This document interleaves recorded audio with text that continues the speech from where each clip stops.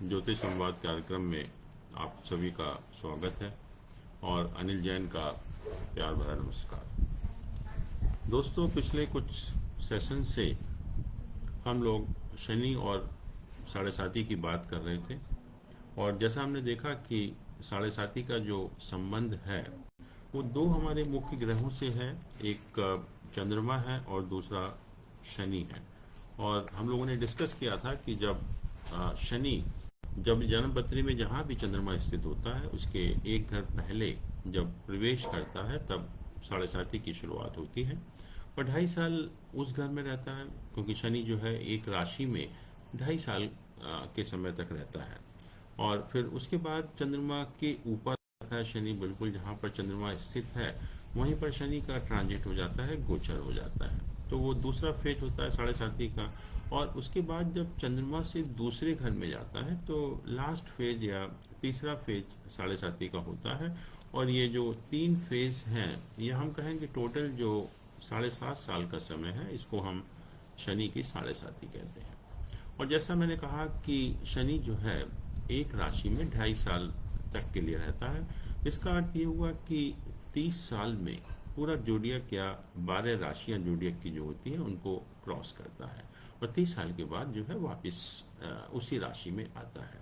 इसका अर्थ ये हुआ कि हर व्यक्ति को 30 साल में एक बार साढ़े साती का सामना करना ही पड़ता है। और हम कहें कि जो 7.5 साल का समय होता है 30 साल में, वो साढ़े साती का समय होता है जो कि प्रत्येक व्यक्ति को भोगना ही पड़ता है।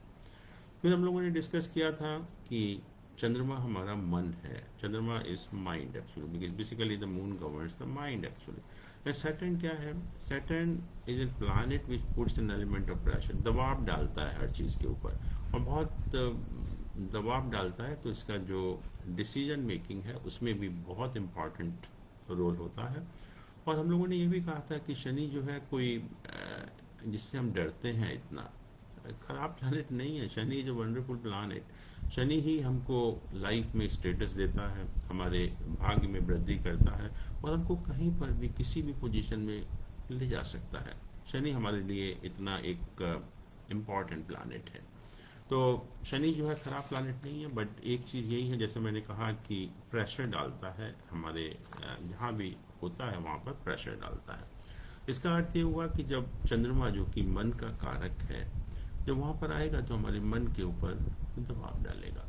और होता यही है कि जैसे ही साढ़े साती की शुरुआत होती है या शनि जो है चंद्रमा से एक घर पहले ट्रांजिट में गोचर करता है तब साढ़े साती की शुरुआत हो जाती है और हमें लगता है कि जैसे पता नहीं कहाँ से इतना बड़ा मेंटल टेंशन कहाँ से आ गया। सब कुछ ठीक चल रहा था, कोई प्रॉब्लम नहीं थी लाइफ में, बहुत अच्छा चल रहा था, लेकिन लगता है कि जो सारे लोग हैं जो हम अभी तक अपना समझे बैठे थे उनको वो हमारे अगेंस्ट में हो गए। और एक लगता है कि सारा जो है एटमॉस्फेयर बदल गया है, क्योंकि हम जो है एक मेंटल प्रेशर में आ जाते हैं जो कि एक बहुत अच्छा नहीं माना गया। तो ये जो नेचर है दो प्लानिट का कि जब भी जो शनि है वो मन के ऊपर दबाव डालेगा ही, मेंटल टेंशन देगा ही, उससे कोई राहत आपको नहीं मिल सकती। तो जो भी 7.5 साल का पीरियड होता है शनि की साढ़े साती का, तो उसमें आप मान कर चलिए कि मेंटल प्रेशर तो होगा ही।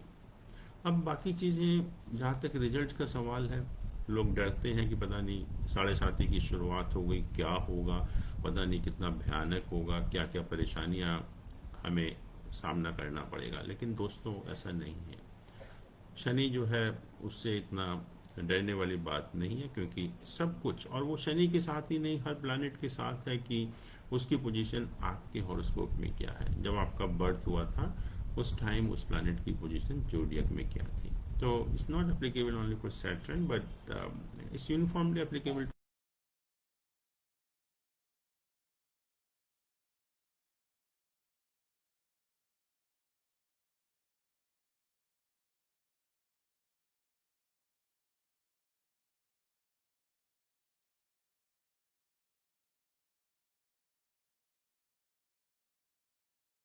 मिलने की संभावना नहीं है।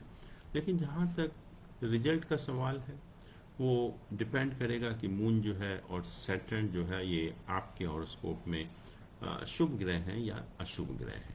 मैं कहता हूँ कि अगर किसी का माइंड वीक है, कोई भी हम नॉर्मल लाइफ में देखते हैं कि अगर कोई व्यक्ति मानसिक तौर पर कमज़ोर होता है, उसके ऊपर अगर हम प्रेशर डालते हैं तो क्या होता है, वो व्यक्ति और ज़्यादा मेंटल प्रेशर में आ जाता है, और डिप्रेशन में चला जाता है, और मेंटल टेंशन बढ़ता है, तो और ज़्यादा ख़राब हो जाता है। लेकिन अगर मून मान लीजिए किसी का बहुत शुभ है, बहुत स्ट्रांग है, मेंटली कोई व्यक्ति बहुत स्ट्रांग है, और शनि भी अच्छा है, शनि भी एक पॉजिटिव प्रेशर डाल रहा है, तो क्या होगा? ऐसे व्यक्ति जो है, हम देखते भी हैं बच्चों का एग्जाम के टाइम में, जो बच्चे मेंटली अच्छे होते हैं, they do very well in the exam time. और ऐसे ही जब जिनका मैंने कहा कि मून बहुत शुभ है, शनि भी शुभ है किसी के हॉरोस्कोप में, और जब कोई भी उसके ऊपर मानसिक दबाव डालेगा या शनि दबाव डालेगा तो बहुत अच्छा काम होगा, कोई रिसर्च होगी, कोई अच्छा काम होगा, कोई अच्छा डिसीजन मेकिंग होगा, आपको प्रोग्रेस मिलेगी, आप कुछ भी अच्छी पोजीशन प्राप्त कर सकते हैं। तो सारा जो दारोमदार है साढ़े साथी के रिजल्ट का, वो इसके ऊपर डिपेंड करता है कि आपके जो जन्म पत्री या हॉरोस्कोप में मून और सैटर्न की क्या पोजीशन है।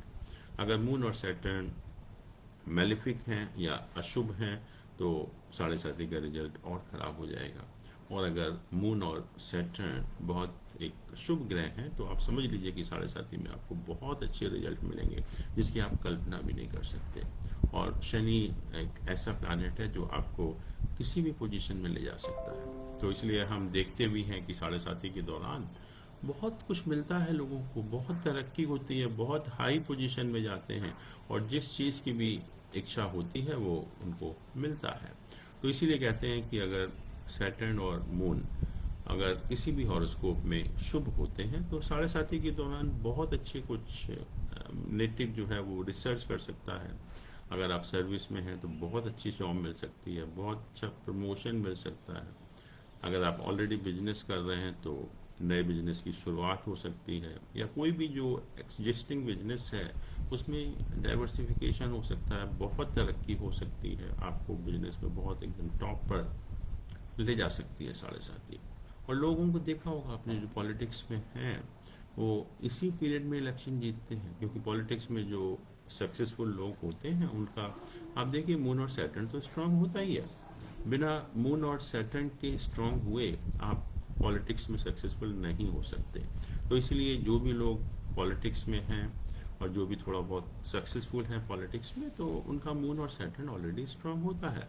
तो जब साढ़े साथी की शुरुआत होती है तो आप देखेंगे कि उसी टाइम ये लोग इलेक्शन भी जीतते हैं, और या पॉलिटिक्स में इनको बहुत अच्छी पोजीशन भी मिलती है।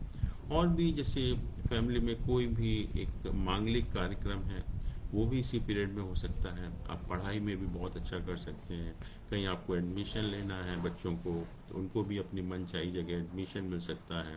किसी व्यक्ति का ट्रांसफ़र होना है वो भी अपनी मनचाही जगह ट्रांसफ़र हो सकता है। तो अगर मून और सैटर्न अगर हॉरोस्कोप में शुभ है तो इस टाइप के रिजल्ट मिलते हैं। बट जैसे मैंने कहा कि मानसिक दबाव या मेंटल टेंशन में तो आप रहेंगे, उसका कारण कुछ भी हो सकता है, लेकिन उससे आपको राहत नहीं मिलेगी।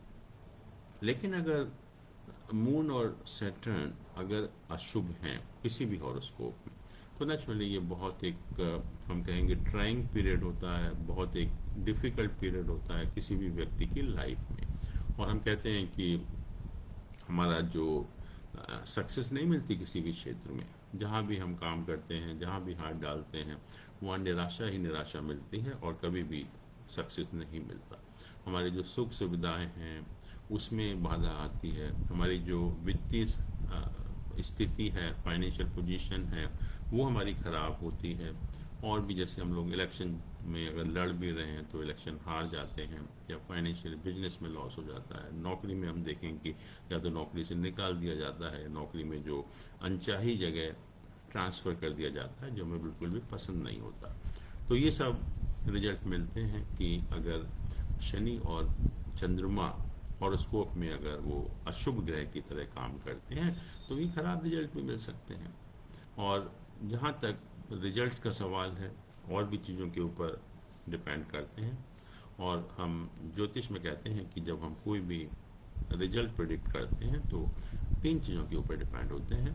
एक तो उस हाउस की क्या पोजीशन है, मतलब उस हाउस में कौन से प्लैनेट हैं और कौन से प्लैनेट इसको आस्पेक्ट कर रहे हैं, और उसके लॉर्ड की क्या पोजीशन है, उसके कारक की क्या पोजीशन है। तो ये तो बात हो गई कि प्लैनेट की क्या पोजीशन है उस हाउस में।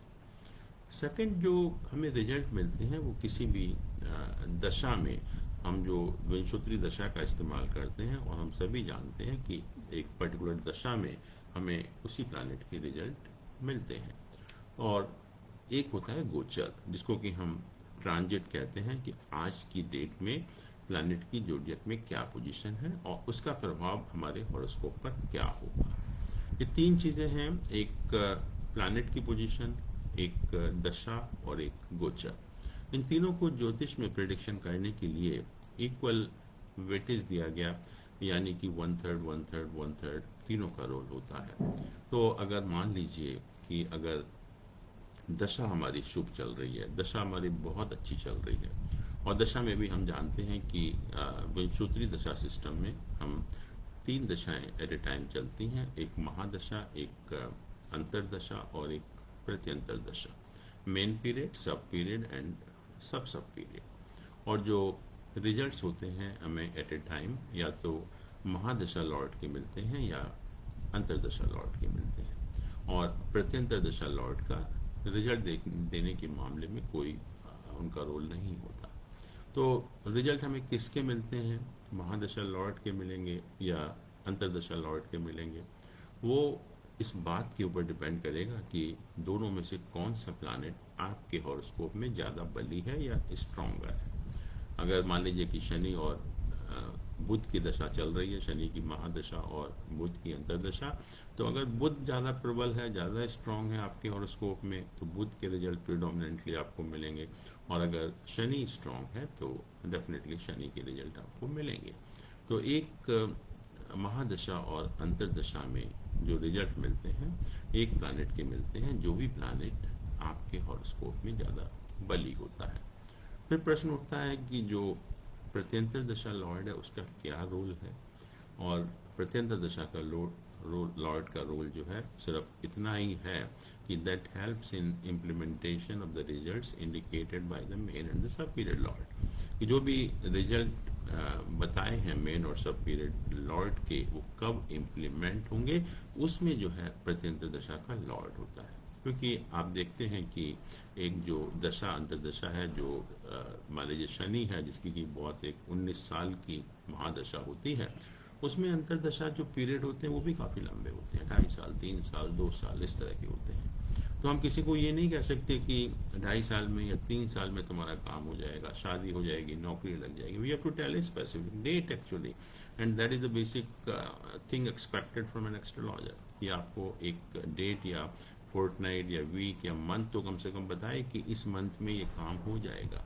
और हम दशा अंतरदशा, जैसे मैंने कहा कि एक बहुत लंबा पीरियड होता है, तो बहुत लंबे पीरियड नहीं चाहिए, तो उसमें जो है उसको हम और शॉर्ट करने के लिए, क्योंकि प्रत्यंतर दशाएं जो होती हैं वो बहुत छोटी होती हैं, महीने 2 महीने 3 महीने की, तो उसको हम और शॉर्ट करते हैं कि यस ये प्रत्यंतर दशा लॉर्ड फेवरेबल होगा इस काम के लिए, तो इस पीरियड में आपका ये काम हो जाएगा।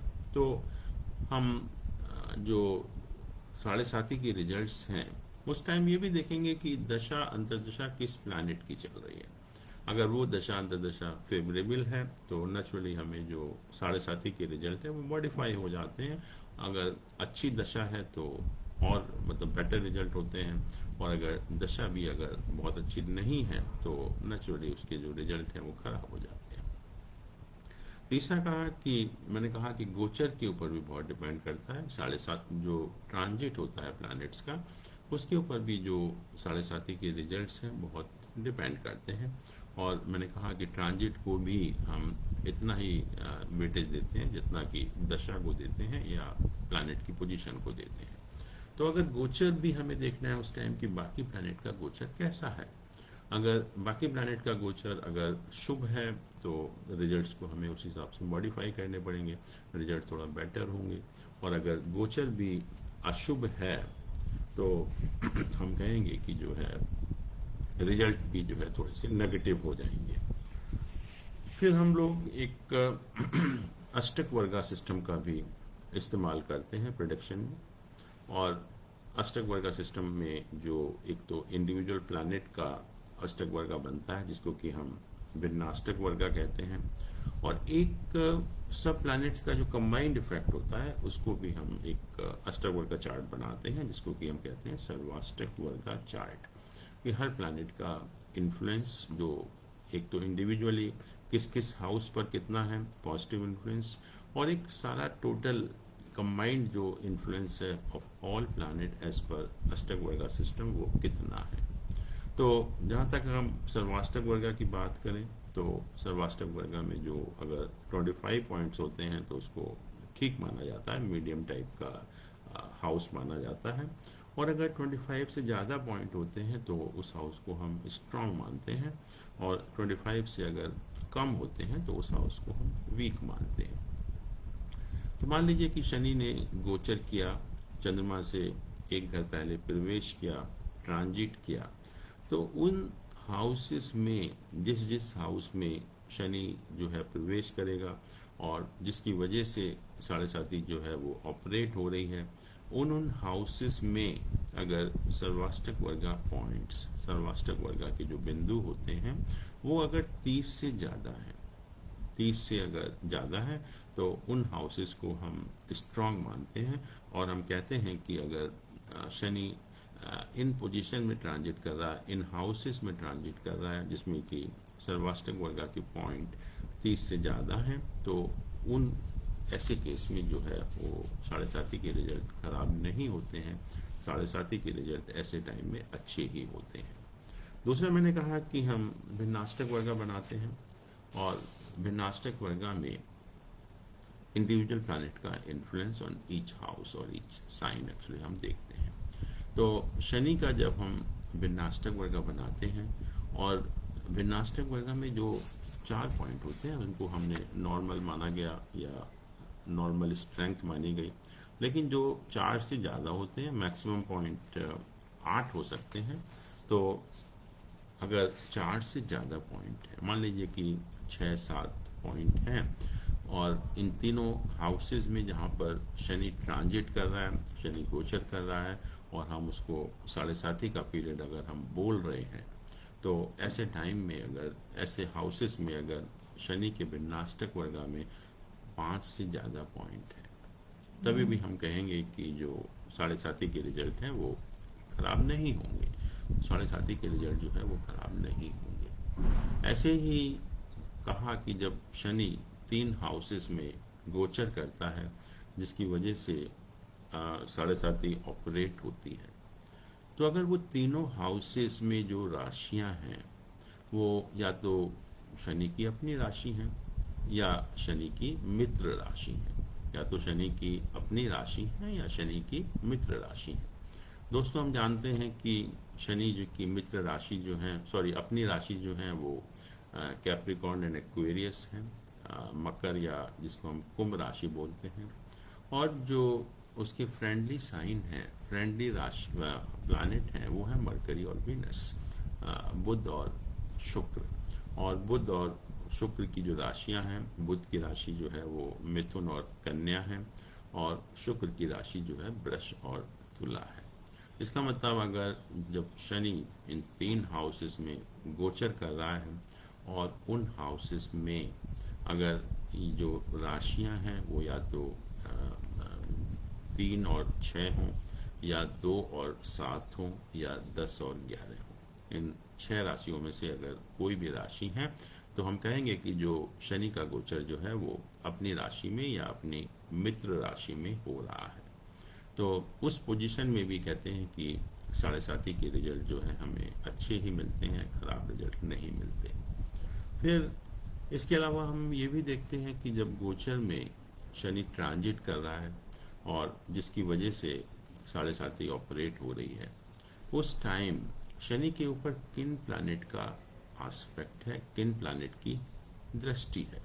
और कहा गया कि अगर उस टाइम शनि के ऊपर अगर शुभ प्लैनेट की दृष्टि होती है तो भी साढ़े साथी के रिजल्ट उस पीरियड में खराब नहीं मिलते हैं, और अगर अशुभ प्लैनेट की दृष्टि होती है तो डेफिनेटली 7.5 के रिजल्ट बहुत अच्छे नहीं मिलते हैं एक्चुअली में। अब इसके अलावा बहुत से लोग जो 7.5 के रिजल्ट कहें या किसी भी प्लैनेट के गोचर के रिजल्ट के कहें, तो उसको एक असेसमेंट करने के लिए या मालूम करने के लिए कि वो रिजल्ट कैसे रहेंगे, उसमें बेसिकली हम दो सिस्टम का, दो हमारे जो मेथड हैं उनका हम इस्तेमाल करते हैं। एक तो होता है मूर्ति निर्णय, और दूसरा एक मेथड है which is based on the Tara system. तो थोड़ा सा हम उनकी भी बात कर लेते हैं, क्योंकि बहुत से जो एस्ट्रोलॉजर हैं वो किसी भी प्लैनेट के गोचर के रिजल्ट देखने के लिए, या हम यहाँ पर आज 7.5 की बात कर रहे हैं तो शनि की गोचर की हम बात कर रहे हैं।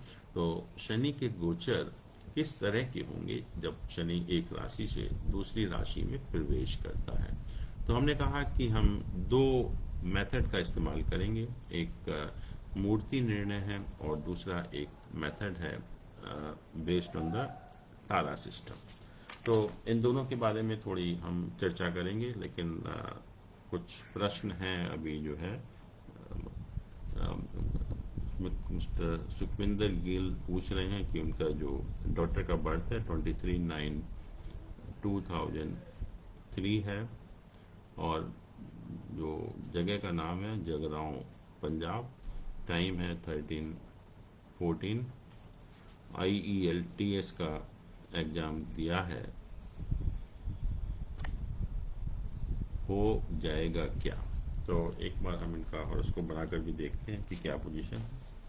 23 सितंबर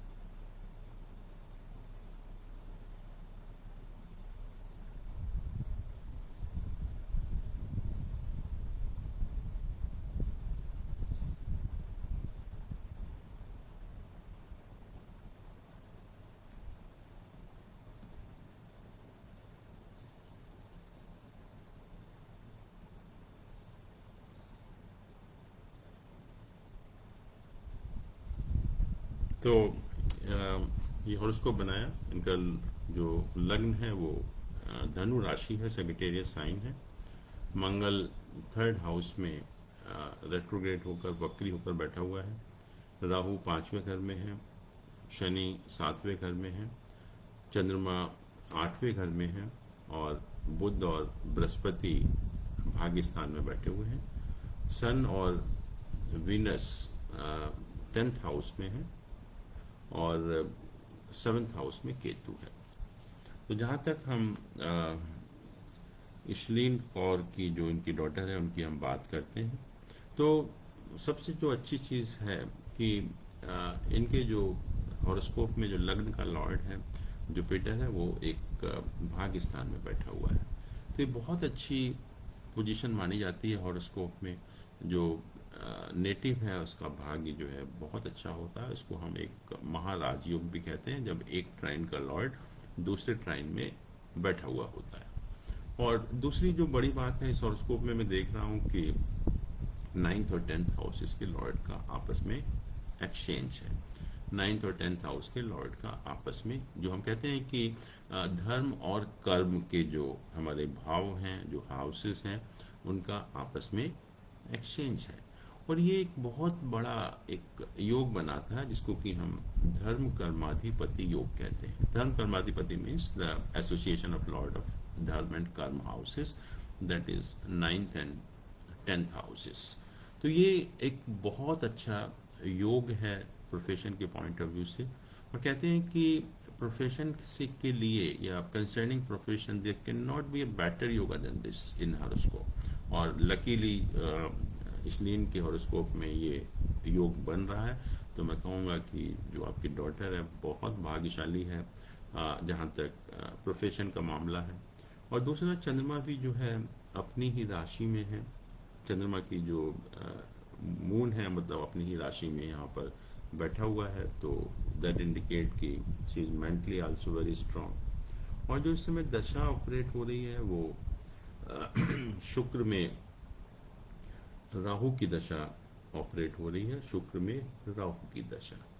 और शुक्र में अगर हम राहु की दशा देखें, राहु भी यहाँ पर पंचम स्थान में या पंचम भाव में प्लेस्ड है, और ये दशा भी इस समय जो है वो ठीक है। और अगर हम एक बार दशांश चार्ट भी अगर देखें तो राहु का जो प्लेसमेंट है वो लग्न में है, और वीनस जो है ये 10th हाउस में प्लेस्ड है D10 चार्ट में।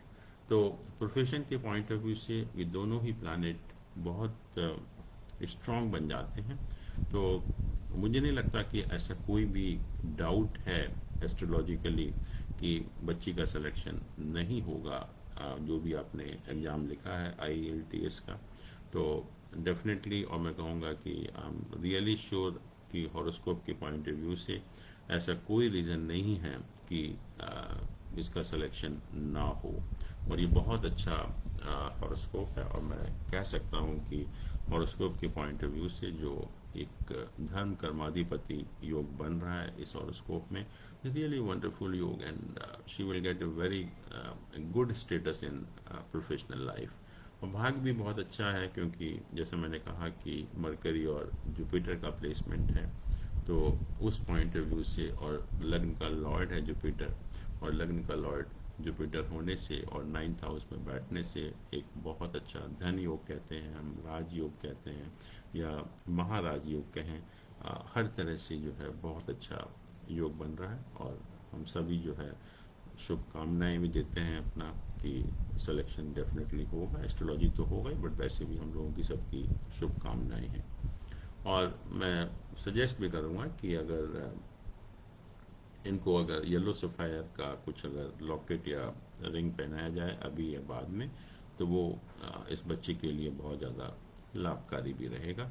तो वो आप देख सकते हैं कि कभी भी हम जो है येलो सफ़ायर या पुखराज की या तो रिंग या लॉकेट हम पहना सकते हैं। तो दोस्तों, हम लोग डिस्कस करने वाले थे कि जो हम 7.5 के रिजल्ट किस तरह से देखते हैं। अभी तो हमने कहा कि जो भी ट्रांजिट है, एस्पेक्ट है, दशाएं हैं, या अष्टक वर्ग का सिस्टम, उससे भी हमें पता लगता है कि 7.5 के रिजल्ट कैसे मिलने वाले हैं। लेकिन जो दो मेथड हम लोग मेरे ख्याल में सभी एस्ट्रोलॉजर इस्तेमाल भी करते हैं कि एक पर्टिकुलर राशि में जब कोई प्लैनेट गोचर करता है तो उससे हम क्या एक्सपेक्ट कर सकते हैं, किस टाइप के रिजल्ट एक्सपेक्ट कर सकते हैं। तो ये जो दो मेथड हैं, एक मूर्ति निर्णय है और दूसरा तारा सिस्टम है।